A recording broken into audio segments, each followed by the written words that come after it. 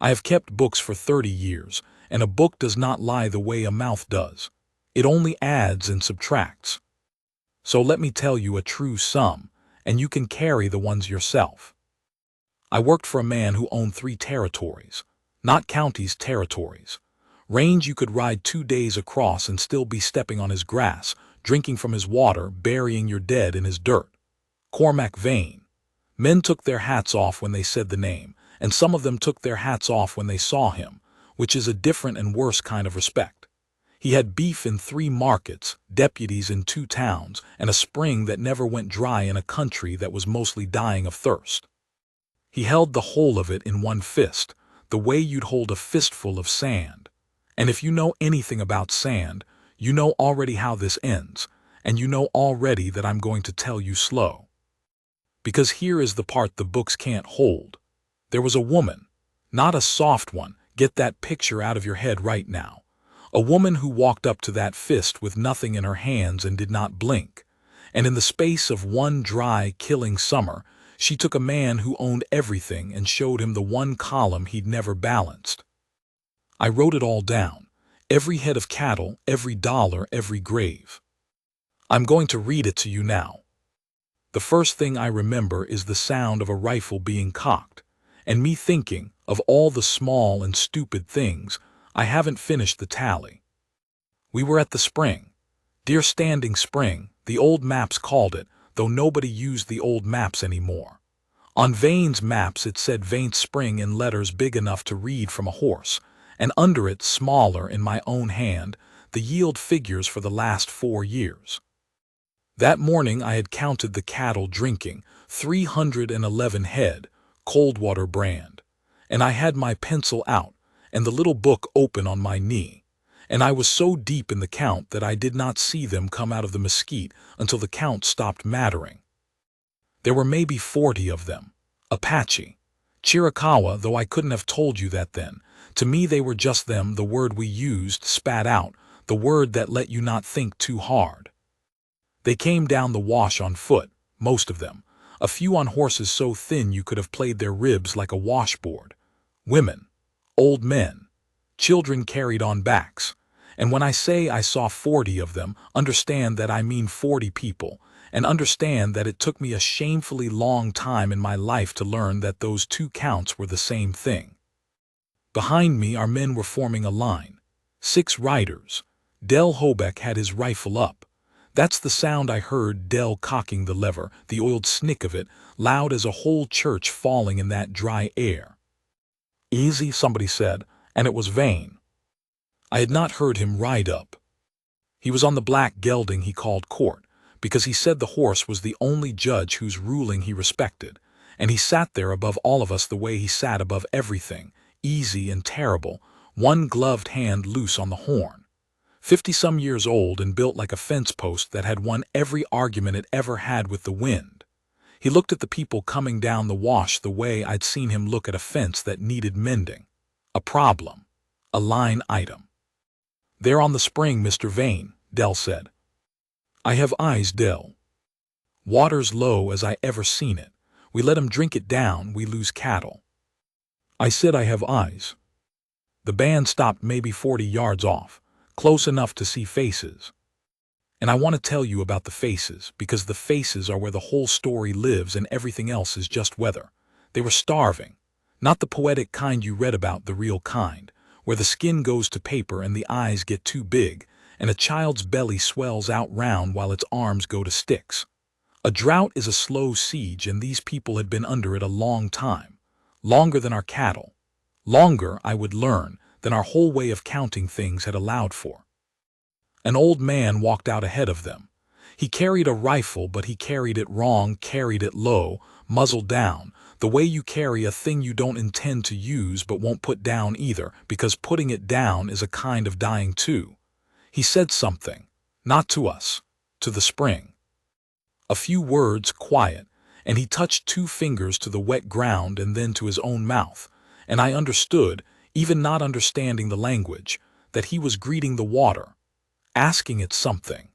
Old business between him and that spring that predated our maps and our brand and my careful little book by longer than I could add. And then she stepped out from behind him. I'll be honest with you the way the book would be. I did not think in that first moment, here is the woman who will change everything. I thought she was young, and I thought she was going to get shot. She was maybe 25, and she wore a cavalry coat 3 sizes too big, Lord knows where it came from, and I made up a dozen stories about it later, none of them happy, and her hair was tied back with a strip of red trade cloth, and she walked out past the old man like the rifles weren't there. She looked straight at Vane, not at Dell, who was the one aiming, at Vane.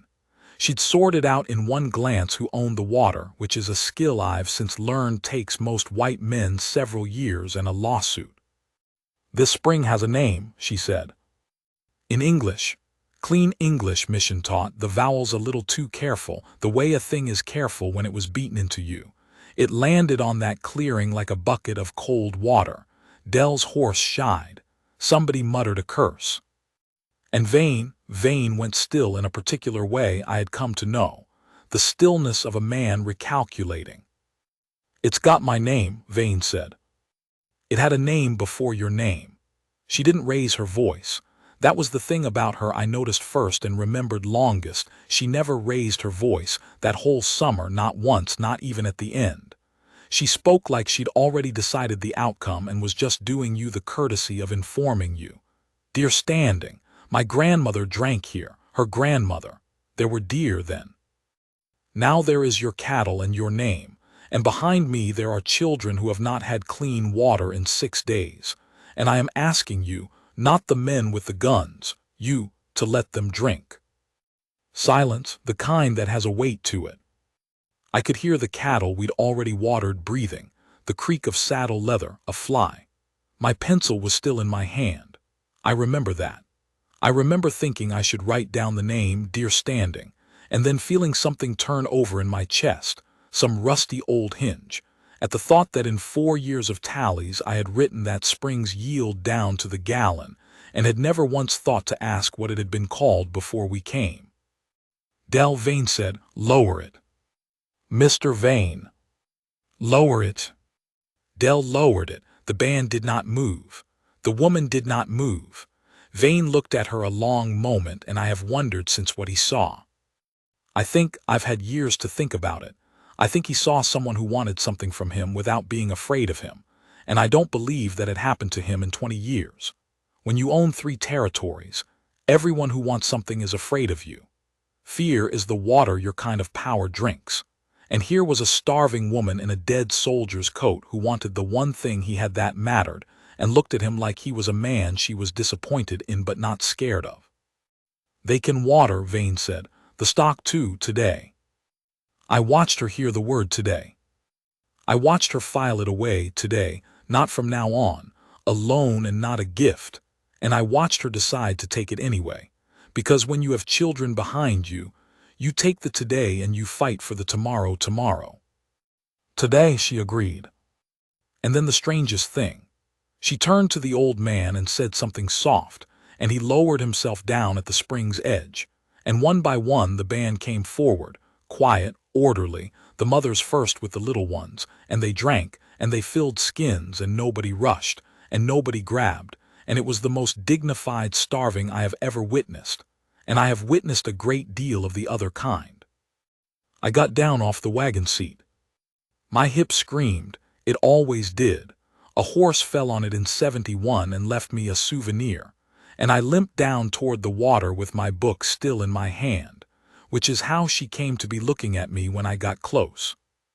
You count, she said, not a question. She'd watched me. She watched everything I'd learned, the cattle you were counting when we came. 311, I said, because I am a foolish man and it was the truest thing I had. Something moved at the corner of her mouth. Not a smile, the distant cousin of one. And us, did you count us? I opened my mouth, closed it. The honest answer was that I had, and the honest answer was worse than not counting. 43, I said quietly, counting the baby. She looked at me for a moment I've never forgotten. You counted the baby, she said, and there was something in it I couldn't name then. I can name it now. It was surprise. She was surprised that I had counted the baby, that anyone on our side of that clearing had thought of the baby as a number to be added to the world rather than subtracted from it. And I understood, standing there with my bad hip and my little book, that I had spent 4 years adding up everything Vane owned and had never once tallied what it cost. Her name was Sina. I got that later and got it wrong 3 times first, and she corrected me each time with a patience that was somehow more withering than anger. Sina. She had been taken to the mission school when she was 9, kept there 4 years, taught English and the Bible and how to be ashamed of her mother, and she had walked out at 13 and gone back to her people, and spent the rest of her life being the bridge nobody wanted to stand on, the one who could talk to us, which meant the one who always had to. That first day, they drank, and they left before dark, back up into the country north of the Animas Range where Vane's grass gave out and the government's patience gave out, and there was nothing but rock and the thin hope of not being found. Vane watched them go. I stood near his stirrup. I'd worked for him 9 years and stood near his stirrup 1,000 times and thought I knew every gear that turned in him. "They'll be back," I said. "Water like this, they'll be back." "I know," Vane said, and then after a while in a voice I didn't recognize, "Crane, what did she call it, the spring?" "Deer Standing," I said. He didn't answer. He turned court and rode for the home ranch, and I climbed back up onto the wagon and picked up my pencil, and I found I could not for the life of me write the yield figure down. I sat there with the number in my head, a good number, a number Vane would want, and my hand would not move. Because there was another column now, one that had opened up in me that afternoon, and it had no heading yet and no figures in it, only a starving child's round belly, and a woman who was surprised that I had counted the baby. I'll tell you what I did instead. On the last clean page of that tally book, in letters small enough that no one would find them, I wrote, "Deer Standing, 43, counting the baby." Then I closed the book, and I did not know it, but I had started keeping 2 sets of accounts, and one of them was going to bankrupt me in every way that a book can't measure, and every way that matters. Now I have got to back up, because to understand what Vane did and what it cost, and what she cost him and he cost her, you have to understand the 3 territories, and how a man comes to own the impossible, and what it does to the inside of him. Cormac Vane started with nothing but a mean streak and a strong back, and that is not me being unkind. That is nearly a direct quote from the man. He came into the territory in '68 with a saddle and a debt. Within 12 years he had the Coldwater Range, the Salt Fork Range, and the Animas Range, 3 separate kingdoms of grass strung together by one truth that every rancher out there understood in his bones. He who holds the water holds the grass, and he who holds the grass holds the men. Vane held the water, Deer Standing Spring and 2 lesser springs, and a stretch of the Salt Fork that ran when everything else was dust. In a wet year, water is nothing. Anybody can be generous with rain. But we had not had a wet year in 3, and in a dry country a spring that doesn't fail is not a resource. It's a throne. He ruled it the way thrones get ruled. Hard, fair in his own accounting, and utterly without a soft place you could put a finger on. I'd seen him stake a man to a $50 loan, and I'd seen him break another man over a $5 theft, and the difference between them was never mercy. It was arithmetic, which one served the range, which one threatened it. He wasn't cruel. Cruelty is a passion, and Vane had trained the passion out of himself the way you break a horse. He was something worse and rarer. He was correct. Everything he did could be justified in a ledger. And a man who can justify everything in a ledger has usually stopped noticing the pages where the ledger doesn't reach. His wife had died in '74. I never met her. There was a daughter too, and I'll come to her, but the short of it is she'd gone east to school and married a lawyer, and written him a letter he kept in his desk and never answered. And the letter had a sentence in it that I saw once, by accident, and never told a soul, and it said, "You cannot own me the way you own everything else, Father, and I think that is why you can't love me." I did not understand in '86 Why a man like that would give 43 starving strangers his water and then sit his horse an hour watching them go and ask me what the spring used to be called. I understand it now. She'd handed him a mirror, not a flattering one, and most men handed that mirror break it. Vane was about to spend a whole summer refusing to look away. They came back in 11 days. I know it was 11 because I counted. That's the affliction.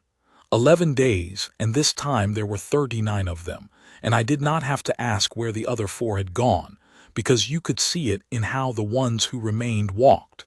The country north of the Animas had finished with 4 of them in 11 days. One of them, I found out, was the baby. Sina walked out ahead again. Same coat. Thinner. And this time Vane was already at the spring like he'd been waiting, though he'd have died before admitting it, and there were no rifles up because he'd given the word, and the 2 of them stood on either side of that water like the whole territory was a table between them, and they were the only 2 people entitled to sit at it. "You came back," Vane said. "You knew we would. The government's got a place for you. Fort Apache, San Carlos, there's water there, they say." Something crossed her face. I was close enough to see it. "There's water at San Carlos," she said, "the way there's rest in a grave." She let that sit. "My uncle went to San Carlos. Do you know what they call it? The people who have been, hell's 40 acres. Bad water, sick air, and soldiers who count us every morning like." And here she looked at me, right at me, like a man counts cattle, to make sure the number hasn't gone down in the night. And when it goes down, they don't ask why. They just write the smaller number. I felt that land in me like a blade. She'd made her point of me. And the thing is, she was right, and I'd known she was right since the first afternoon, and it did not make me hate her. It made me, and this is the strangest confession in this whole book, it made me grateful, in the awful way you're grateful to the one person who finally tells you the truth about yourself. "So what do you want," Vane said, "if not the fort?" "The spring," she said simply. "Not a day, not your charity, the right. My people drank here before there was a fort, before there was a you. I want you to say we can drink here. That spring is the reason I own 3 territories." "I know," she said. "That's why I'm asking you and not God. God's got no jurisdiction out here. You do." And Cormac Vane, the man they took their hats off for, threw back his head and laughed. First time I'd heard it in 9 years. It cracked out of him rusty and startled, like something waking up that had been asleep so long it had forgotten it was alive. The band flinched at the sound. Dell looked like the sky had turned green. "God's got no jurisdiction out here," Vane repeated, wiping his eye. "By God, woman." He looked at her, and there was something in his face I'd never once seen there, and it took me the rest of the summer to work out what it was. And when I worked it out, it broke my heart, because the thing in his face was recognition. He'd found the one person in the territory who understood exactly how power worked and was not afraid to say so to his face. And she was a starving Apache woman he was legally, practically, and financially obligated to destroy. "Water your people," he said, "today, a beat. And come up to the house after, you and the old man. There's things to discuss that aren't for a springside." She studied him for a long moment, weighing the trap in it. Then she nodded once. "That was the day it started. The real thing, the thing the title of this account promises you, and the thing I've been circling because it's hard to write down straight. A man who owned everything, and a woman who owned nothing but the truth, sitting down at a table. I was there for most of it. A tallyman is furniture. People forget you're in the room, which is the only reason I know half of what I know. And I'm going to tell it to you, all of it. The part where he tried to buy her, and the part where she wouldn't be bought, and the part where the cavalry rode in, and the terrible arithmetic of the last morning, when Cormac Vane finally found the one column he couldn't balance and paid it anyway. But that's the next part of the book. My hips aching and the lights going, and some sums you can't do all in one sitting. I'll only tell you this to hold you till then. That night, after they'd gone up into the rocks again, I found Vane standing alone at the spring in the dark, hat off, just looking at the water. and I heard him say it, so quiet I don't think he knew I was there.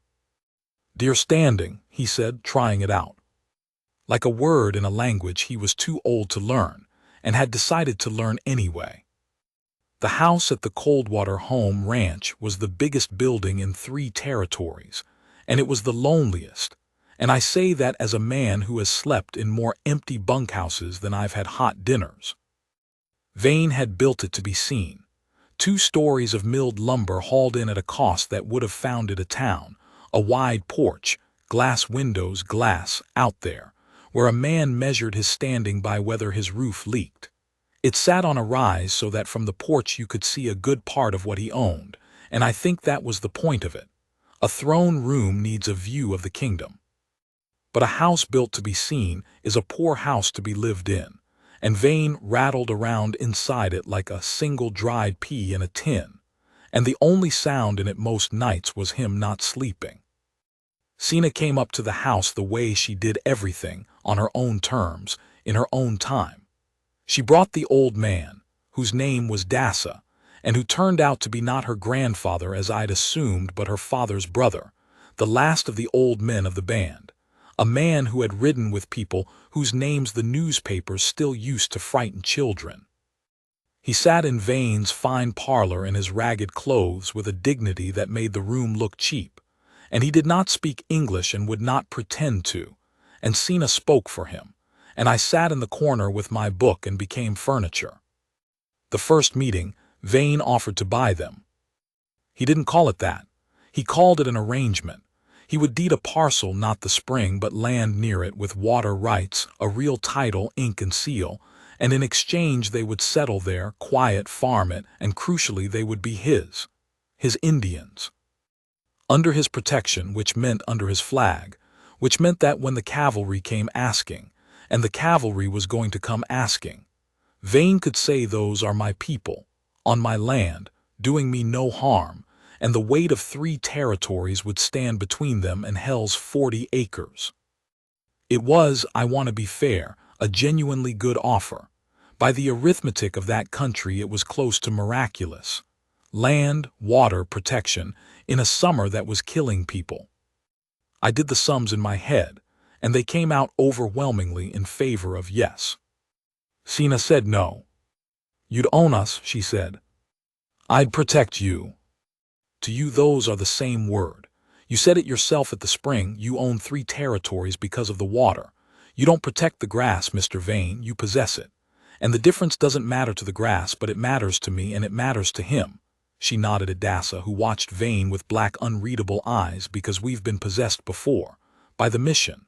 By the fort. Every time they said protection. Every time we came out of it with fewer people and no name for our own water. She leaned forward. "I don't want to be a line in your ledger, Mr. Vane, not even a well-kept one. I want to be a people with a right. You can't deed me that. It's not yours to give. It was never yours. That's the part you can't seem to hear." I watched Vane try to hear it.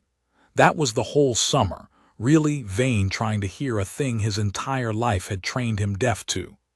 Because everything he was, everything he'd built, rested on the certainty that the water was his. That possession was the deepest fact in the world, that a man was the sum of what he could hold in his fist. And here was Sina telling him, patiently, over and over in that mission-schooled voice, that the deepest fact was not ownership but belonging, that the spring didn't belong to whoever held it, that it was the other way around, that the people belonged to the spring, and it was like watching a man try to see a color he'd been born blind to. He didn't get it that first meeting, or the second, but he kept calling them back. And here is where I have to tell you the thing that changed it, because it wasn't an argument that changed it. Vane had won every argument of his life. Arguments couldn't touch him. It was smaller than that. It was a horse. Third meeting, high summer, the worst of the heat. Sina rode down on a horse so far gone I heard our foreman make the sound men make it a hanging. It was one of the ribby ponies from the first day, and it had a wound gone bad on its foreleg, barbed wire. The country was starting to fill up with it, and it had carried her the 11 miles down out of pure heart, and now it stood in Vane's yard with its head hung to its knees and the bad leg lifted, trembling, done. Sina got down and stood by its head, and a thing happened to her face that I had not seen before and would only see once more. It cracked. All that terrible composure, the thing that had let her walk unarmed into 40 rifles, it cracked right down the middle, because I think that horse was the last thing she had that was only hers, that wasn't a bridge or a burden or a battle, and it was dying in the dust of a rich man's yard. Vane came off the porch. I braced for the arithmetic, a lame horse is a bullet. That's the sum. Everybody in that yard knew it. It's the only merciful answer and the only economical one, and for Vane those had always been the same answer. He knelt down in the dust in his good clothes and looked at the leg. "Get Crane," he said. "And the liniment, the good stuff, the one from Tucson, and clean water, not from the trough, from the house." "Mr. Vane," the foreman started, "that horse is—" "I know what that horse is." He didn't look up. "Get the water." They worked on that horse for 3 hours.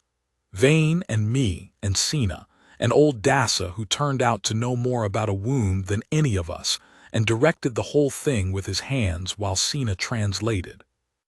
Vane knelt in the dirt and held that horse's head and talked to it low, and I had never 9 years. I had never seen him touch anything he owned with tenderness, because tenderness and ownership don't share a stall, and this was a horse he didn't even own, a dying horse of no value, belonging to a woman who kept telling him no. The horse lived. Not that day for certain, but it lived, and healed crooked, and I'll come back to that horse because it matters at the end. But that night Sina stayed. Not in the house, she'd have sooner slept in the spring, but out by the corral with her horse, and Vane went out to her, and I, God forgive me, followed at a distance because a tallyman's affliction is that he has to know the whole number. They didn't talk about the deed.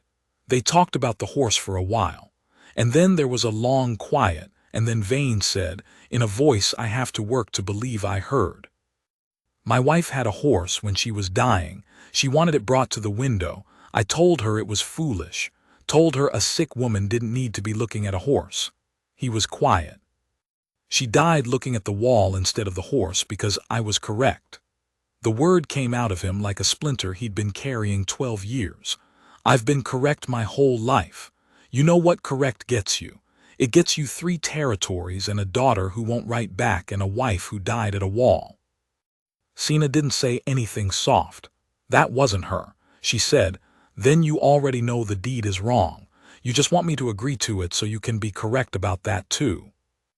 And Vane laughed again, that rusty broken laugh. Except this time there was something underneath it that wasn't funny at all. "What would you have me do, Sina?" he said. First time I heard him say her name. "Tell me the sum. You're the only one out here who does arithmetic I can't argue with." "What's the answer?" "Give it back," she said. "Give what back?"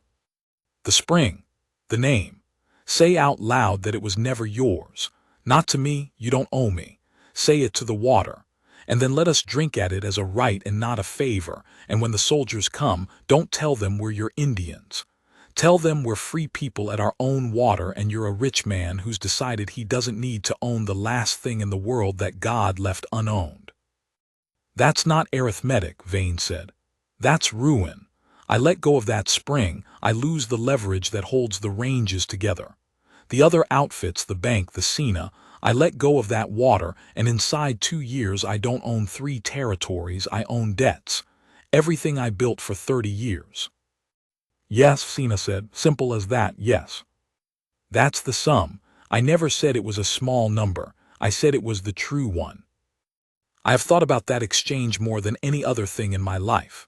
She laid it out for him plain, the true cost, no discount, no comfortable lie. Give back the one thing that makes you a king and become an ordinary broke old man because the kingdom was never really yours and you know it now, and knowing it, you can't unknow it, and a man can't rule what he stopped believing he owns. Most people, offered that sum, would call it madness. And here's the thing, by every arithmetic Vane had ever used, it was madness. She was asking him to bankrupt himself for a principle he'd spent his whole life proving didn't exist. He got up and walked back to the house and didn't answer. For 9 days he didn't answer. And in those 9 days, the thing we'd all known was coming came. The cavalry rode into the territory hunting a band of renegades. That was the word in the dispatch. I saw it, renegades, which is what you call people who have declined to die on schedule. There'd been a raid 2 counties over, cattle taken, a settler hurt. Whether Das's people had anything to do with it I never learned, and I suspect it didn't much matter to the army, because the army's arithmetic in those years was simpler than Vane's. A certain number of Apache, off the reservation, equals a problem, and problems get subtracted. A young lieutenant named Corbett, West Point, I'd guess, by the way he wore his correctness like Vane wore his, except Vane's had at least been earned, came to the home ranch with 30 troopers and asked Vane, man to man, powerful man to powerful man, whether he'd seen any Indians. And I stood in the corner with my book, Furniture Again, and I watched Cormac Vane come to the edge of the true sum and look down into it. Because here it was, everything had come to a point. On one side, a lie, easy, correct, economical. No, Lieutenant, no Indians here, and Vane keeps his spring and his ranges and his standing, and the band up in the rocks gets found some other way or some other week, and it's not on Vane's book. Clean. The kind of thing he'd done 100 times. The small dishonesty that keeps the big ledger balanced. On the other side, seen as arithmetic, the true ruinous number. I watched him stand there. And I want you to understand I did not know which way he'd go. I'd worked for the man 9 years and I did not know, and that not knowing is the most alive I ever felt, standing in that parlor with my pencil sweating in my hand. There's a band, Vane said, north of the Animas in the rocks. My heart went through the floor. But they're on my land, Vane went on, and they're under my, and he stopped. He stopped on the word protection. The word Sina had refused. I watched him stand at the edge of his whole life's language and refuse the word himself, the first thing I ever saw him refuse that he could have had for free. They're at their own water, he said instead, slow, like a man learning to speak, which used to be called deer standing before it was called mine, and they're doing no harm, and I'll vouch for that, and I'd take it as a personal matter, Lieutenant, if any harm came to them. Corbett's face did a number of things. Mr. Vane, he said carefully, with respect, are you telling me you're standing between the United States Army and a band of hostiles? I'm telling you there aren't any hostiles on my land, Vane said. I'm telling you there's people at a spring. And I'm telling you the spring is mine and the say over it is mine and I'm exercising it. He paused. Isn't that right, Crane? Whose water is it? And every eye in the room came to me, the furniture, the tallyman, and I heard my own voice come out steadier than I felt. It's Mr. Vane's water, Lieutenant, I said. Says so on every map I keep. It was the first lie I'd ever told for the man that I was proud of, because it was a lie in the service of a truth, and I was a long time in my life learning that those exist. Corbett left angry. He'd be back, you could see it. A correct man denied by a more powerful correct man storing it up. But he left. And Vane stood in the parlor a long time after the dust settled. And then he said, to nobody, to me, to the empty, expensive house. That's cost me. I don't even know how much yet, but that's cost me. Yes, sir, I said. He looked at me. Was it the right sum, Crane? You're the one keeps the books. And I thought about the last page of my tally book. Deer standing, 43, counting the baby, 39 now. Soon, if the sum came out the way sums like this usually did, fewer. I don't know, Mr. Vane, I said honestly, but it's the first time in 9 years I've seen you refuse a word you could have had for nothing. I've been keeping the wrong column. I think maybe you just started keeping the right one. He didn't answer. But that night he rode up into the rocks himself, alone, to tell them the army had come and would come again, and to tell Sina I found this out after that he hadn't given the answer yet. About the spring. About the deed. That he was still standing at the edge of the true sum, and he needed her to know he was looking at it, not looking away. What he didn't know, what none of us knew, was that Corbett hadn't gone back to the fort. He'd gone to the other ranchers, the ones who'd chafed under Vane's water for years, who'd take any excuse. And an arithmetic was forming out there in the dark that was going to demand a payment from all of us, and the largest bill was going to come due for the one person in 3 territories who had never owned a single thing except the truth. But my hands cramping and the lamps low. The last part is the hardest to write. I've started it a dozen times. I'll get it down, I owe her that, I owe her the whole sum. I have put off writing this part for the length of the paper it's taking me, and I'll tell you why plainly. Because on the last page my arithmetic stops working, and a man who has spent his life trusting numbers does not know what to do when he arrives at a total the numbers can't hold. But I'll write it. She'd have written it. She never once in the whole of that summer looked away from a sum because it was hard. The trouble came fast, the way trouble does when several men who have each been waiting for permission finally give it to each other. Corbett went to the ranchers, and the ranchers had a grievance older than the drought, Vane's water, Vane's leverage, Vane's fist on all their throats, and in that grievance and that lieutenant's correctness they found the thing men always find when they want to do a wrong thing, a lawful one to do instead. There were, it turned out, papers. A claim by the territory that the land north of the Animas, the rocks where the band sheltered, was federal, was reservation adjacent, was subject to removal. And a rider went out and it said, in effect, the band at the North Spring will remove to San Carlos by the 15th, and any man harboring them stands against the United States, and his standing, his water, his ranges, his say, will not shelter him nor them. They'd found Vane's one weakness, and it was the same as his strength. His whole kingdom was built on lawful possession, and now the law itself had turned and told him that his possession did not extend to sheltering these people. He could fight the army with his fist, maybe, for a day.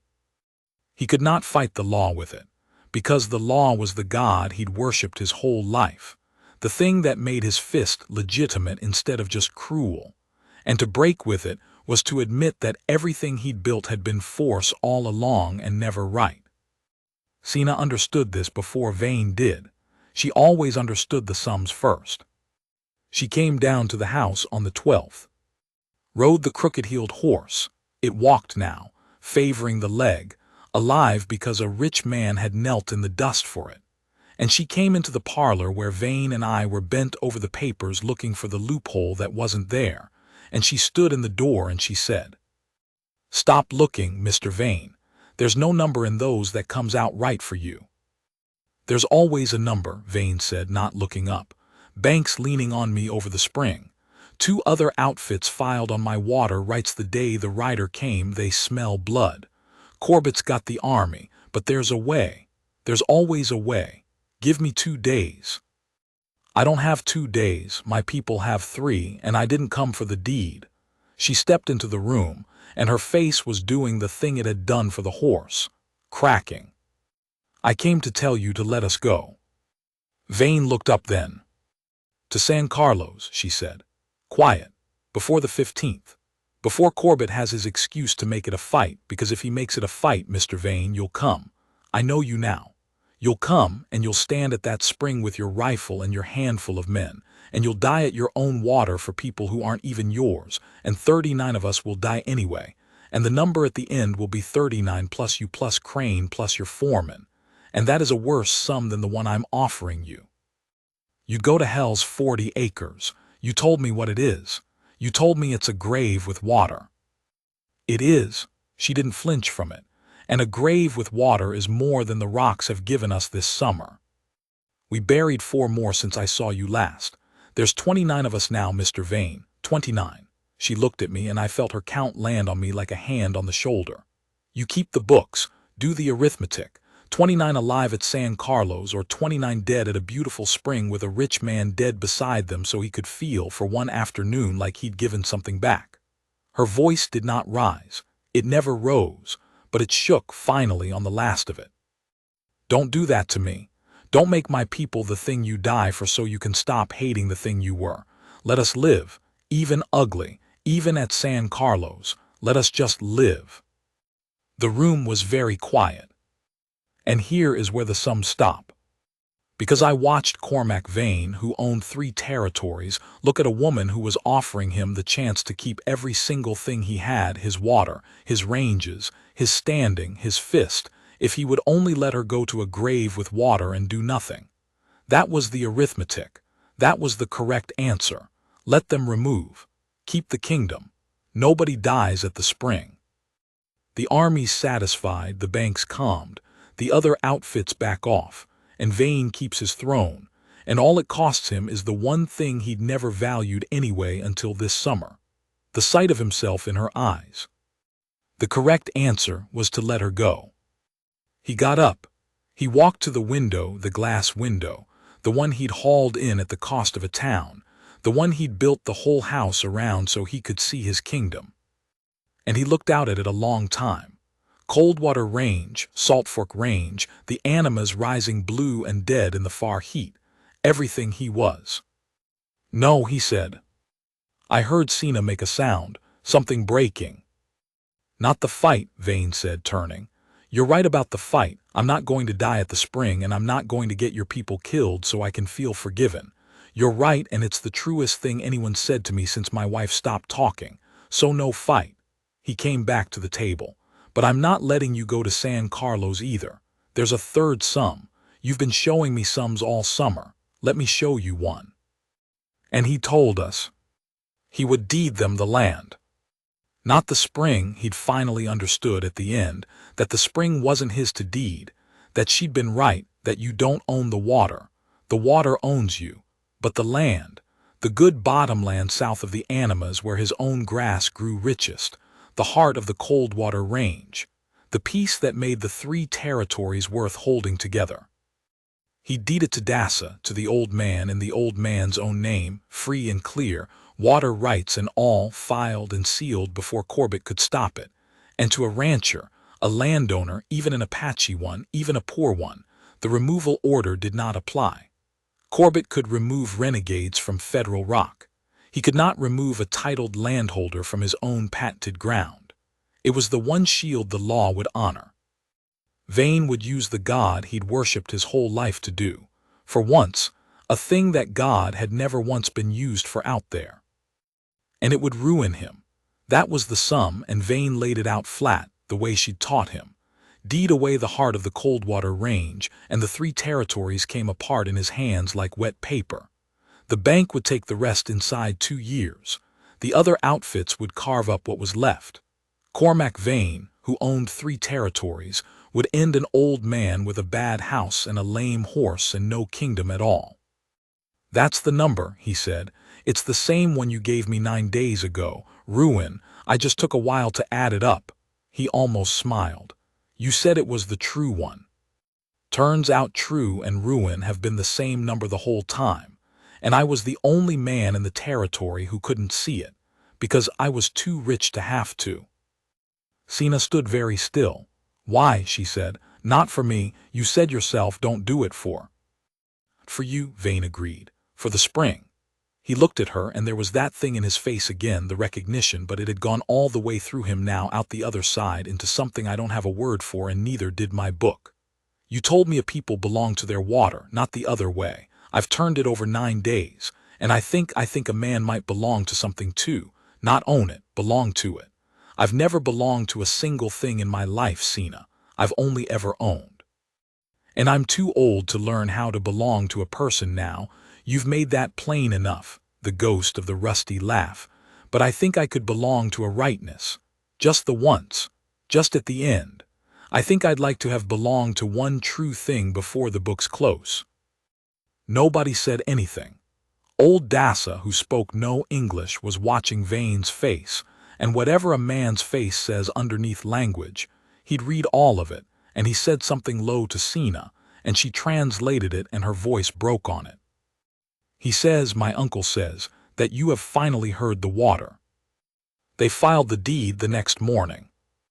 I drove Vane to the territorial office in the wagon myself, my bad hip and all, and I witnessed it, my name in my own careful hand next to his under the seal, and it was the last entry I ever made for Cormac Vane that added instead of subtracted.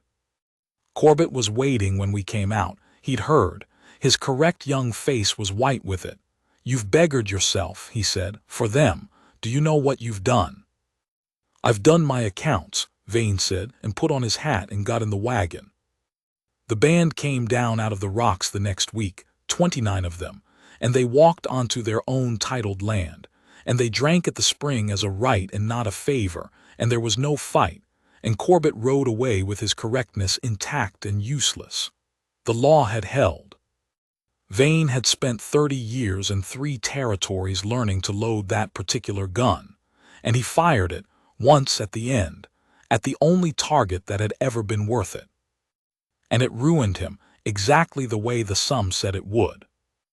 I want to tell you he was happy. That's the ending you're braced for, the tidy one the hard man made soft, the kingdom well lost, love conquering the ledger.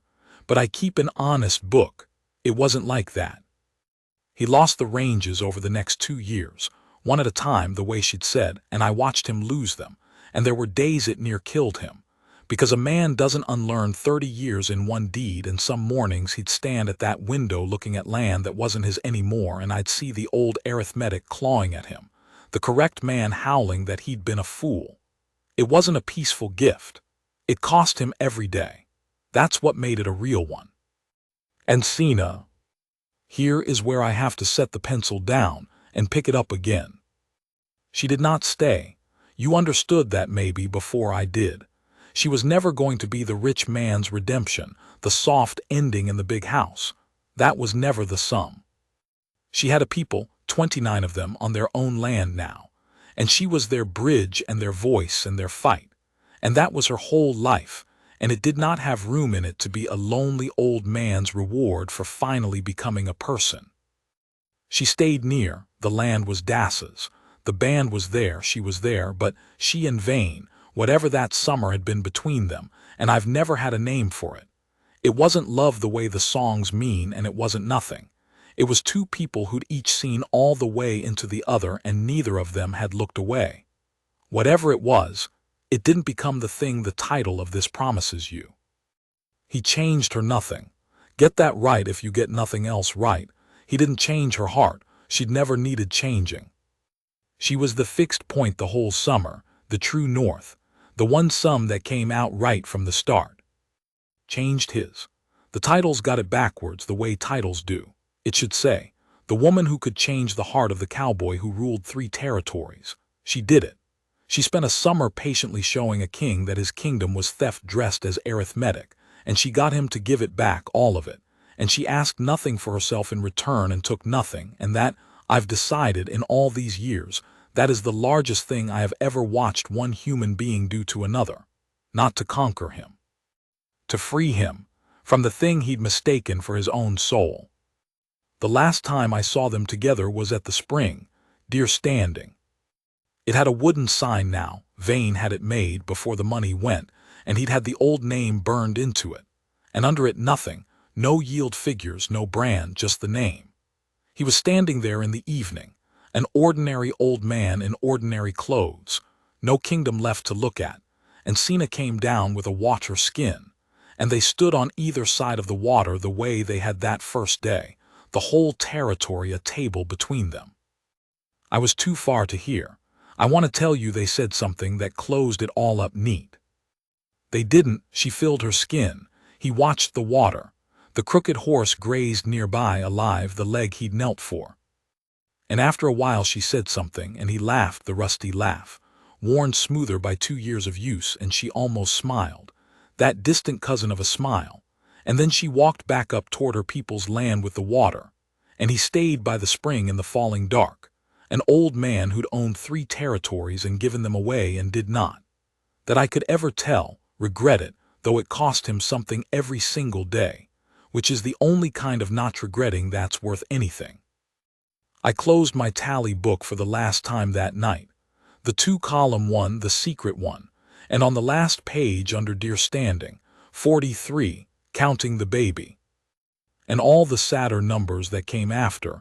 I wrote the final entry, and I'll give it to you exactly as it stands, because it's the truest sum I ever kept.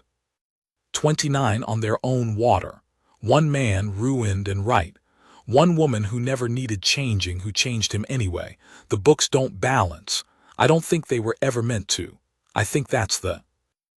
I have put off writing this part for the length of the paper it's taking me, and I'll tell you why plainly. Because on the last page my arithmetic stops working, and a man who has spent his whole life trusting numbers does not know what to do when he arrives at a total the numbers can't hold. But I'll write it, she'd have written it. She never once, in the whole of that summer, looked away from a sum because it was hard, and I'll be damned if I let the last accounting of her be the one place I turned coward. The trouble came fast, the way trouble does when several men who have each been waiting for permission finally give it to each other. Corbett went to the ranchers. I didn't see it happen, but I've kept books long enough to read a thing backward from its results, and the results told the story plain. The lieutenant rode out from the home ranch that day with his correctness stung, and a stung correct man is the most dangerous animal in any territory, because he will not rest until he has found a lawful way to do the wrong thing his pride is demanding. He found it among the other outfits. The Bardi, the Sweeney brothers' old Ansel Pryor who'd been choking on Vane's water for a decade, men who had a grievance older than the drought, a grievance shaped exactly like Vane's fist on their throats, and who had only ever lacked one thing, an excuse the law would bless. Corbett brought them the excuse, and they brought Corbett the local knowledge, and between them they built the machine that was going to grind us all. There were papers. There are always papers.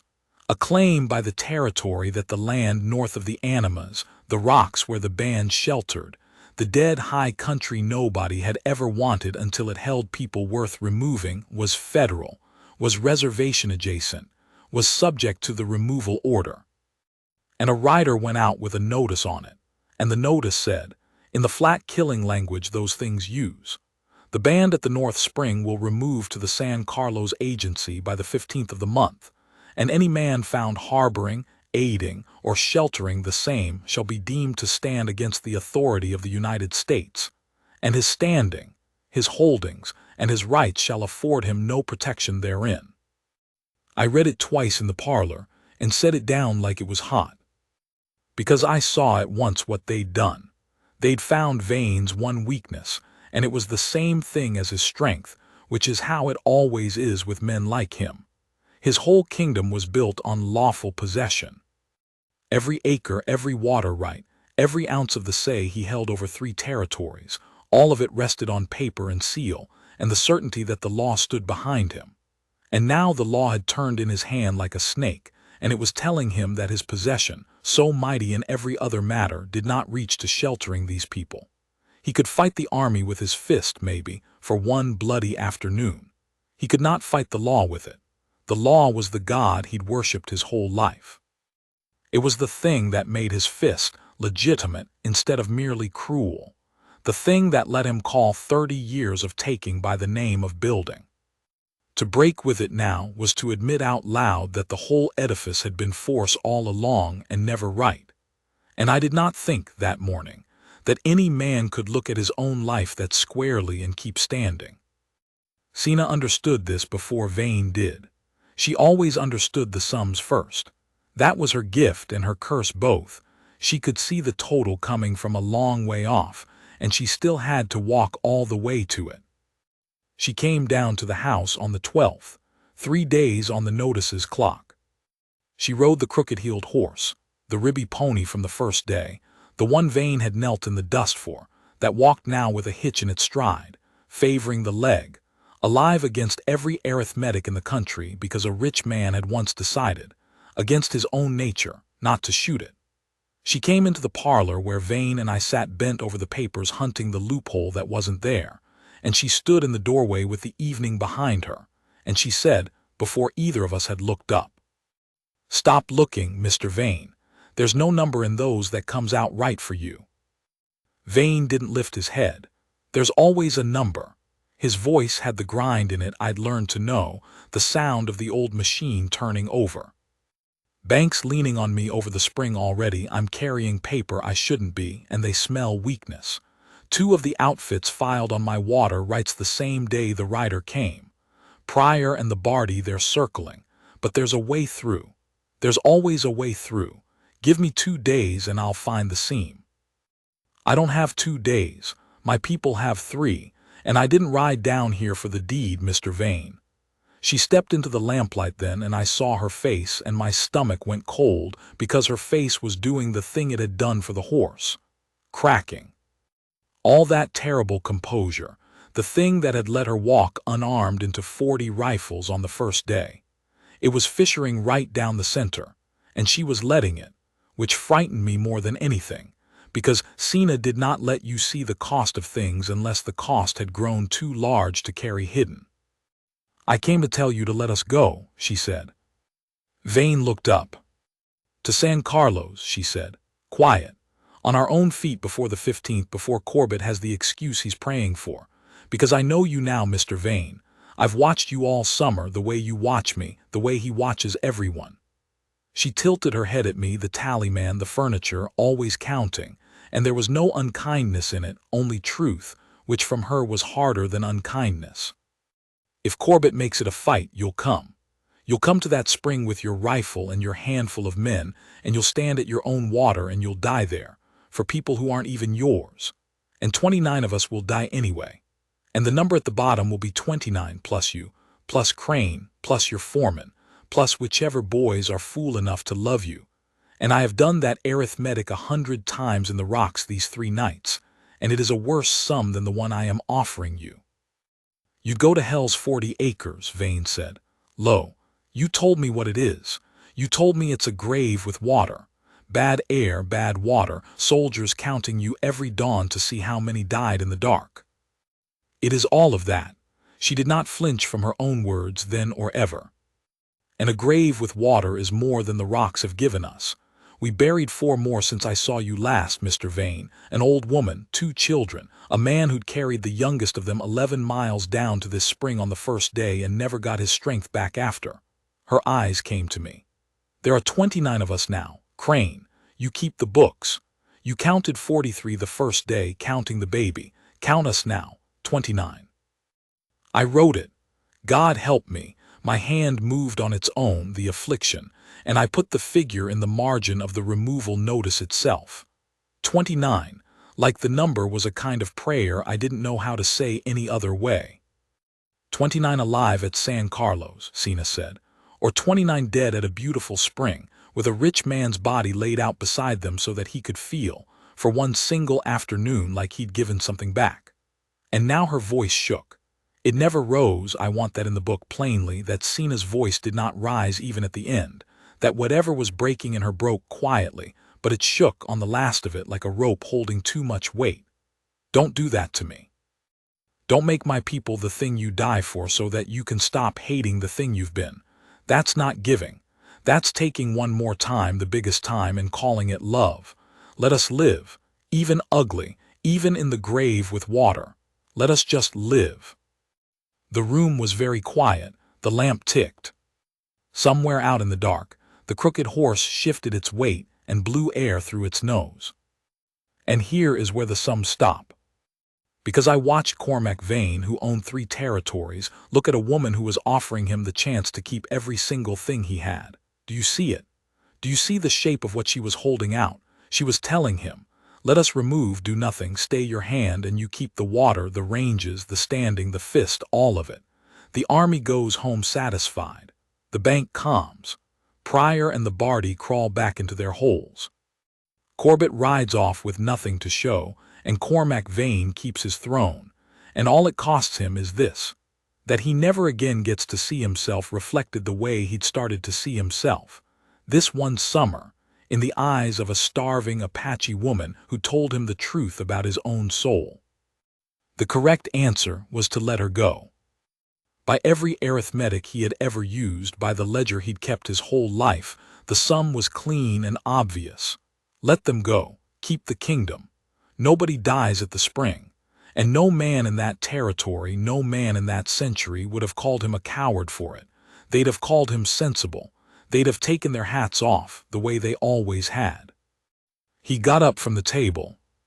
He walked to the window, the glass window, the one he'd hauled in from the railhead at the cost of a small town, the one he'd built the whole enormous lonely house around so that he could stand in his own parlor and look out at everything he owned. He stood there a long time with his hands loose at his sides, an old man's hands, and he looked out at it in the last of the light. Coldwater Range going blue, Salt Fork beyond it.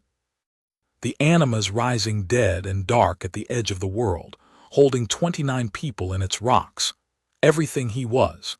Everything 30 years and a mean streak and a strong back had built out of nothing. No, he said. I heard Sina make a sound. Something small and broken. The sound of a person who has braced all the way for one blow and been struck from the other side entirely. Not the fight, Vane said, turning from the window. You're right about the fight. You're right about all of it, and it's the truest thing anyone said to me since my wife quit talking to me and died at a wall. I'm not going to stand at that spring and get your people killed so I can feel forgiven. I'm not going to make you and yours the altar I lay down on. So no. No fight. You've got that from me, and you can carry it back up into the rocks tonight and believe it. He came back to the table, and he put one hand flat on the removal notice, over my little pencil figure, over the 29. But I'm not letting you walk to San Carlos either. Because there's a third sum, Sina. You've been showing me sums all summer long, one after another, patient as a schoolteacher with a slow child. Let me show you one. And he told us he would deed them the land. Not the spring. I saw the moment he said it that he'd finally understood, all the way to the floor of himself, that the spring was never his to deed, that she'd been right from the first afternoon, that a man does not own the water owns the man, but the land. The good bottomland south of the Animas where his own grass ran richest and greenest, the heartpiece of the Coldwater Range, the very ground that made the 3 territories worth the trouble of holding together as one kingdom. He would deed it to Dassa, to the old man. In the old man's own name, filed, sealed, patented, free and clear, water access and grazing and mineral, the whole of it, entered on the territorial rolls before Corbett or Pryor or the bank could raise a hand to stop it. Because, and here Vane's voice took on the grind again but turned now, the machine running in reverse, using itself against itself. The removal order did not reach a landowner. Corbett could remove renegades from federal rock. He could not remove a titled landholder from his own patented ground. That was the one shield the law would honor, the one card in the whole deck that beat the army, and it was the card Vane had spent 30 years learning to hold. His whole life had been the study of how the law protects a man who owns. Now he would use that study once, the way it had never once been used out there, to make the poorest people in the territory into the one thing the machine could not grind: owners. And it'll ruin me, Vane said. He said it flat, the way she'd taught him to say a true number, no flinch, no softening, no discount. Deed away the heart of the Coldwater, and the 3 territories come apart in my hands like wet paper. Pryor and the Barty take the water rights inside the year. The bank takes the rest inside 2. Cormac Vane, who owned 3 territories, the ghost of that rusty laugh moved across his mouth, ends up an old man in a house too big for him, with a lame horse and no kingdom at all. That's the sum. It's the same one you handed me 9 days back at the corral in the dark. Ruin. I just took a while to add the column, because I'd never once in my life added a column I already knew would come out red. Sina stood very still. When she spoke, her voice was almost nothing. Why, she said, and don't say for me, you said it yourself, don't make me the reason, I couldn't carry that. Not for you, Vane agreed. And he looked at her, and there was that thing in his face I'd been trying to name since the first day, the recognition. The strange, terrible thing of a man who'd found the one person in the territory who understood exactly how power worked, and was not afraid to say so to his face. except now it had gone all the way through him, out the far side, into something my book had no column for and my life had given me no word for. For the spring, he said, you told me a people belong to their water, not the water to them the other way, the way that turns everything I ever believed upside down and empties it out on the floor. I've turned it over 9 nights running, and I've come to think a man might belong to something too. Not own it, belong to it. I've never in my whole life belonged to a single thing, Sina. I've only ever owned.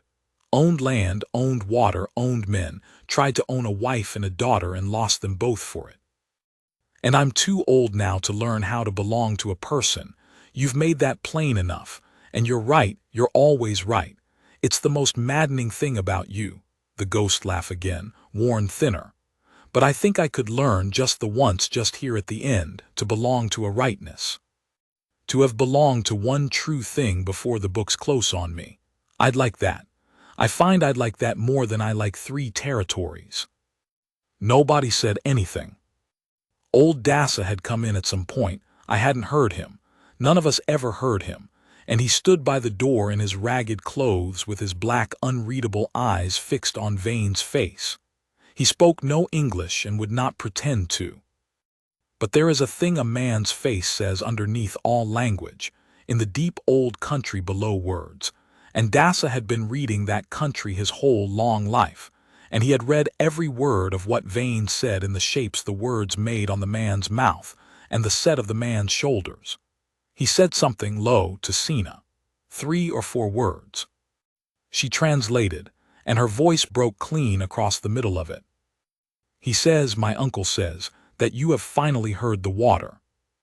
They filed the deed the next morning. I drove Vane to the territorial land office in the wagon myself, my bad hip screaming the whole 11 miles, the crooked horse tied on behind because Vane wanted it there and would not say why. I witnessed the deed, my own name in my own careful hand set down beneath his under the territorial seal, witnessed this day by J. Crane, and my hand did not shake, though the rest of me did.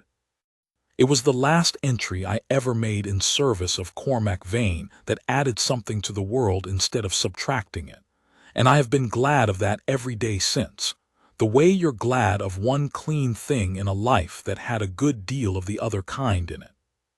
Corbett was waiting on the office steps when we came out. He'd heard a thing like that runs ahead of you in a small territory.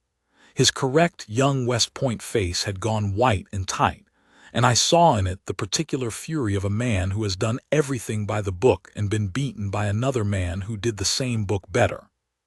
You've beggared yourself, Corbett said, for them. Do you have any idea what you've done, Vane? I've done my accounts, Vane said. He put his hat on. He climbed up into the wagon beside me. First honest set I ever kept. Drive on, Crane. I drove on. The band came down out of the rocks the following week, 29 of them.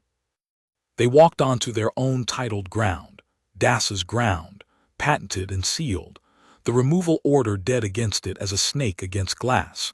And they drank at the spring as a right and not a favor, and there was no fight, and no bodies laid out in the dust, and Corbett rode away from the territory with his correctness intact and useless in his saddlebag, having learned the one lesson men like him and men like Vane spend whole lives avoiding. That the law is only ever as just as the man holding it, and that once in a very long while it slips into the hand of someone who's decided to use it for the thing it was always supposed to be for. And it ruined Vane, exactly the way the sum had promised. I want to tell you he was happy after. That's the ending you've braced yourself for, all this while, the ending the title dangles in front of you like a lantern.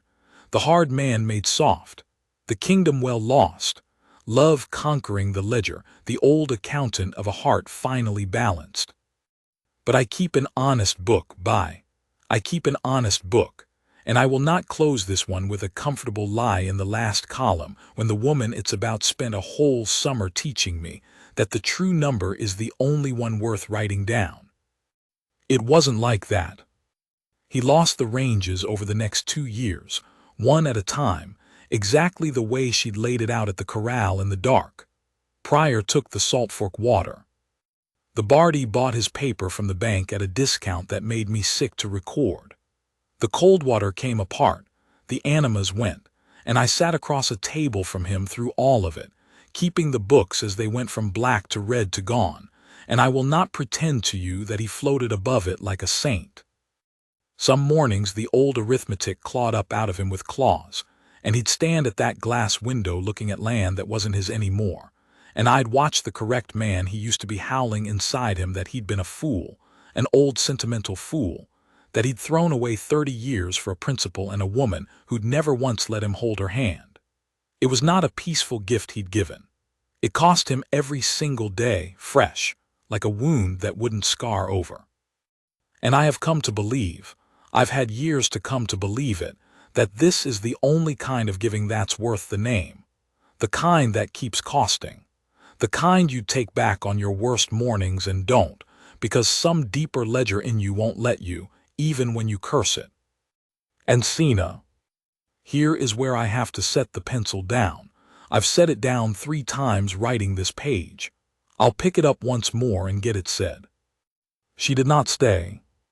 You understood that maybe, before I did, before Vane did, certainly, though I don't think he ever once let himself hope for it out loud, which is its own kind of knowing. She was never going to be the rich man's soft reward, the woman who moves into the big house and makes it a home and closes the story up warm. That was never at any point the sum. She had a people, 29 of them, on their own land now, alive because she'd walked unarmed into 40 rifles and then done it again and again all summer long. And she was their bridge and their voice and their fight, the one who could talk to us, which had always meant the one who had to. The one who'd been made into a door other people walked through her whole life. That was her existence, whole and heavy and hers, and it did not have room in it to become a lonely old man's consolation prize for finally learning to be a person. She stayed near. The land was Dass's, the band was there. She was there on the far side of the spring, and sometimes I'd see her in the distance and lift a hand and she'd lift one back. But she and Vane, whatever that summer had been between the two of them, and I've turned it over for years and I've never found the right word for it. It wasn't love the way the songs mean love, and God knows it wasn't nothing. It was 2 people who had each seen all the way to the bottom of the other and neither of them had looked away. And I don't know a word for that, and maybe there isn't one. Maybe the not having a word is the truest thing about it, whatever it was. It did not become the thing the title promises you. He changed her nothing. Get that right if you get nothing else in this whole account right. He did not change her heart. She had never needed changing. She was the fixed point of the entire summer, the true north, the one sum that came out right from the very first afternoon and never once needed correcting. She changed his. The titles got it backwards, the way titles always do, the way I imagine somebody will letter it up big and hang it over this story to make people stop and look. The cowboy who ruled 3 territories met the only woman who could change his heart. It should read the other way. It should say, the woman who changed the heart of the cowboy who ruled 3 territories. She did it. She spent one dry killing summer patiently, quietly, never once raising her voice, showing a king that his kingdom was theft wearing the good clothes of arithmetic, and she got him to give it back. All of it. And she asked nothing for herself, and she took nothing, and she walked away at the end with a water skin and a limping horse and her 29 people, and that, I decided this long ago, and the years have only said it harder, that is the largest thing I have ever watched one human being do to another. Not to conquer him, to free him, from the thing he'd spent his whole life mistaking for his own soul. The last time I saw the 2 of them together was at the spring. Dear Standing. It had a wooden sign by then. Vane had it made in the good year before the money went, and he'd had the old name burned into the board deep, and under it nothing. No yield figures, no brand, no Vane spring in letters you could read from a horse. Just the name the water had carried before any of us came, the name Cena had thrown down in front of 40 rifles on the first day. Dear Standing. He was there in the evening, An ordinary old man in ordinary clothes, no kingdom left below him to survey, no black gelding named for a judge he'd sold court the year before, and I'd seen it take a piece out of him. Just a man at the edge of some water in the falling light. And Sina came down from her people's land with a skin to fill, and they stood there on either side of the spring the way they'd stood that very first day, the whole wide territory laid out like a table between them, and I was too far off to hear. I want to tell you they said something that closed it all up, neat and warm and final. Something a man could letter under the sign. They didn't. She knelt and filled her skin. He watched the water move. The crooked horse grazed nearby alive, the leg he'd knelt in the dust for 2 years back, still hitching, still carrying her. And after a while she said something to him, I never knew what, and I've made up 100 versions and thrown them all out, and he laughed. The rusty laugh, worn smoother now by 2 years of the little use it got. And she almost smiled. That distant cousin of a smile I'd learned to watch for, the one that never quite arrived and was worth more for the not arriving. And then she straightened up with the water on her hip and turned and walked back toward her people's land, up the slope, into the last of the light, and he stayed by the spring in the falling dark, an old man who had owned 3 territories and given them away and did not, so far as I could ever tell in all the years I kept his books afterward, regret it, though it cost him something every single day, which is the only kind of not regretting worth a damn. I closed my tally book that night for the last time. Not the ranch ledger, I kept that a while yet, watching it bleed out. The other one. The secret 2-column one I'd started the very first afternoon, on the last clean page, in letters small enough that no one would ever find them. And under dear standing, 43, counting the baby.